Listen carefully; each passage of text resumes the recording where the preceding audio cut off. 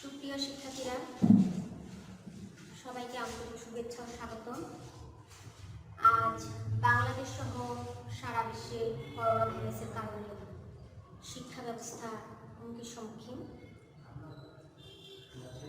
এই শিক্ষা ব্যবস্থা থেকে তোমরা যাতে উপকৃত হতে পারো সেজন্য গঙ্গামারী মহিলা কলেজ অনলাইন ক্লাসের ব্যবস্থা গ্রহণ করেছে।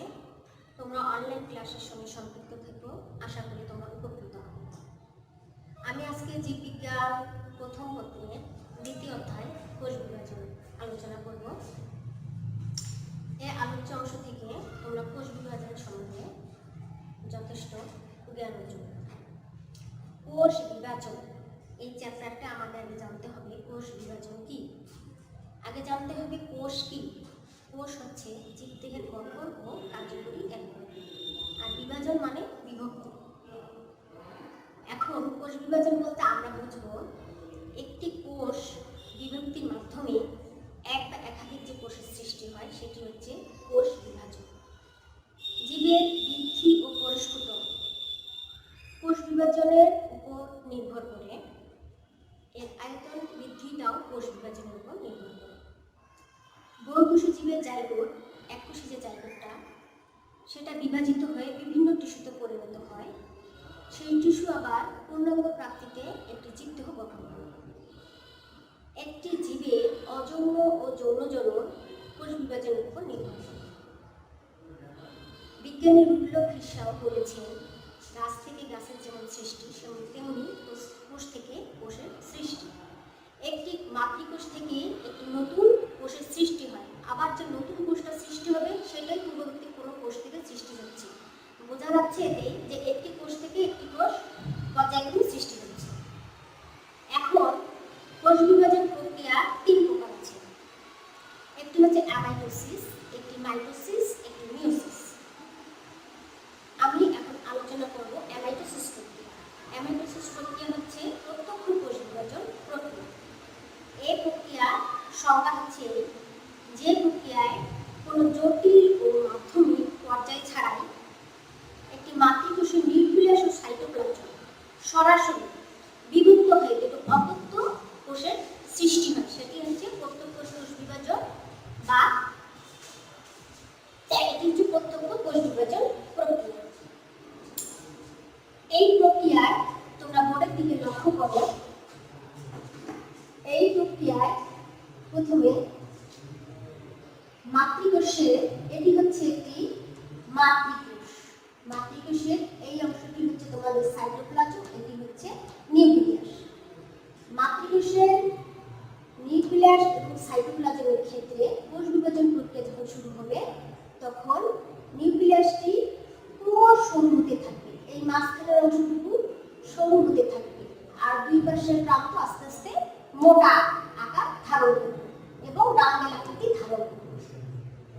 পরবর্তীতে এই নিউক্লিয়াস কোষ বিভাজনের ফলে নিউক্লিয়াসটির মাঝখানের এই খাঁচের অংশটি খাঁচ সৃষ্টি হবে এবং এই মাঝখানের যে নিউক্লিয়াসটা আছে, নিউক্লিয়াসের মাঝখানের অংশটা ক্রমশ আরো সরু হতে থাকবে। সরু হলে আস্তে আস্তে নিউক্লিয়াসটা দুইটি খণ্ডে বিভক্ত হবে, এপাশে একটা হবে, এপাশে একটা হবে, দুইটি খণ্ডে বিভক্ত হবে।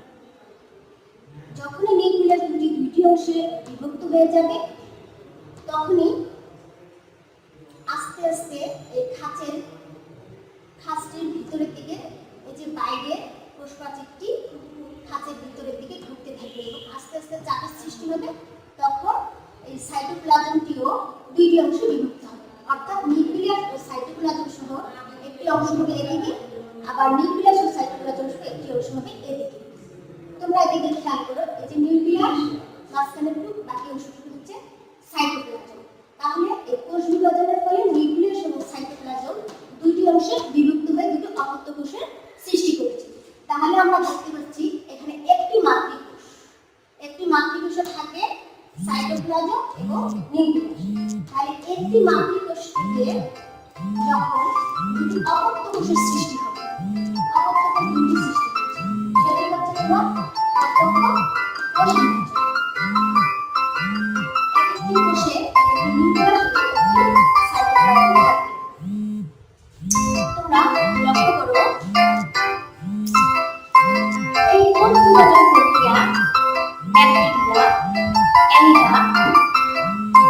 এক শিষ্য ছত্রাক যেমন ইস্ট এ দেখা যায়।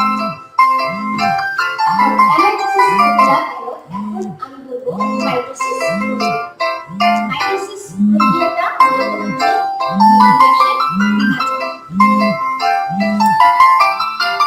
মাইটোসিস প্রক্রিয়াটা হচ্ছে যে প্রক্রিয়ায় মাতৃকোষের নিউক্লিয়াস এবং সাইটোপ্লাজম জটিল মাধ্যমিক পর্যায়ের মাধ্যমে একটি মাতৃকোষ বিভাজিত হয়ে সমগুণ সম্পন্ন এবং সমান সংখ্যক ক্রোমোজোম বিশিষ্ট দুটি অপত্য কোষের সৃষ্টি হয়।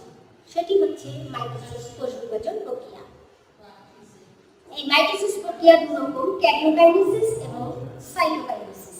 ক্যারিওকাইনেসিস হচ্ছে নিউক্লিয়াসের বিভাজনটা, আর সাইটোকাইনেসিস হচ্ছে সাইটোপ্লাজমের বিভাজনটা।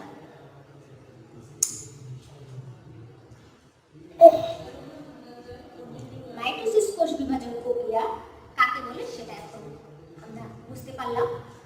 এখন মাইটোসিস কোষ বিভাজনের যে বৈশিষ্ট্যগুলো সেগুলো আমাদের জানতে হবে। বৈশিষ্ট্যগুলো কি? মাইটোসিস কোষ বিভাজনের ফলে একটি নিউক্লিয়াস থেকে আরেকটি নিউক্লিয়াসের সৃষ্টি হবে। এই প্রক্রিয়ায় অপত্য কোষের ক্রোমোজোম সংখ্যা মাতৃকোষের ক্রোমোজোম সংখ্যা সমান থাকবে। অপত্য কোষের আয়তন মাতৃকোষের কোষের আয়তনের সমান থাকবে। এই প্রক্রিয়ায় ক্রোমোজোম একটি মাতৃকোষের এই মাইটোসিস প্রক্রিয়ায় একটি মাতৃকোষের ক্রোমোজোম লম্বালম্বিভাবে বিভক্ত হয়ে দুটি অংশে ভাগ হবে। এই অংশ দুটি মেরুর দিকে প্রবেশ করতে থাকবে। এই মেরুর দিকে প্রবেশের ফলে অপত্য কোষের ক্রোমোজোম সংখ্যা মাতৃকোষের ক্রোমোজোম সংখ্যা সমান হবে। আবার মাতৃকোষের ক্রোমোজোমটা যে লম্বালম্বিভাবে বিভক্ত হবে, এই বিভক্তের ফলে অপত্য যে ক্রোমোজোমটা হবে সেটা অপত্য দুটো নিউক্লিয়াসের মধ্যে প্রবেশ করবে। ফলে দুটো যে অপত্য কোষ সৃষ্টি হবে সেটি সমগুণ সম্পন্ন হবে। এগুলো হচ্ছে মাইটোসিসের বৈশিষ্ট্য। এখন আমাদের জানতে হবে মাইটোসিস কোথায় ঘটে। মাইটোসিস উন্নত উদ্ভিদ প্রাণীর দেহকোষে ঘটে থাকে।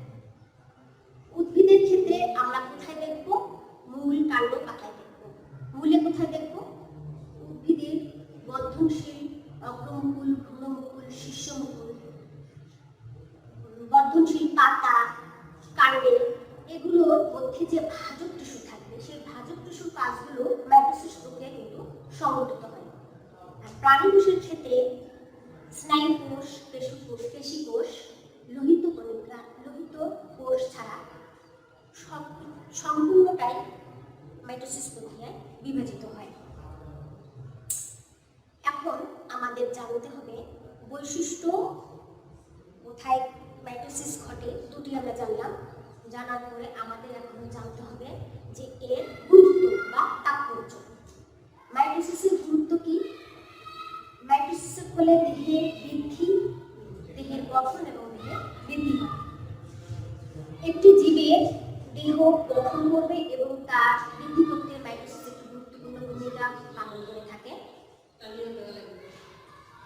জননাঙ্গ গঠন এবং জননাঙ্গ সৃষ্টি বৃদ্ধিতে মাইটোসিস গুরুত্বপূর্ণ ভূমিকা পালন করে থাকে। বংশবৃদ্ধির ক্ষেত্রে মাইটোসিস প্রক্রিয়া একটি বংশের মাইটোসিসের যে বংশবৃদ্ধির প্রধারা সেটা বজায় রাখে। তারপরে ক্ষতস্থান পূরণে মাইটোসিস গুরুত্বপূর্ণ ভূমিকা পালন করে থাকে। পুনরুৎপাদন, কিছু কিছু কোষ আছে যে কোষগুলো ক্ষণিকের জন্য উৎপত্তি হয়ে আবার ধ্বংস হয়ে যায়, সেগুলো আবার পুনরুৎপাদনের কাজে এই মাইটোসিস কোষ বিভাজন প্রক্রিয়া সক্রিয় ভূমিকা পালন করে থাকে। গুণগত বৈশিষ্ট্যের সক্রিয়তা বজায় রাখতেও মাইটোসিস গুরুত্বপূর্ণ ভূমিকা পালন করে থাকে। তো এই আলোচনা থেকে আমরা জানতে পারলাম প্রত্যক্ষ কোষ বিভাজন কাকে বলে। প্রত্যক্ষ কোষ বিভাজনের উপর জানতে পারলাম মাইটোসিস কোষ বিভাজন কাকে বলে, মাইটোসিসের গুরুত্ব, বৈশিষ্ট্য এবং কোথায় ঘটে মাইটোসিস থেকে, এগুলো জানতে পারলাম। এখন আমি যেটি আলোচনা করব সেটা হচ্ছে মাইটোসিস প্রক্রিয়াটা।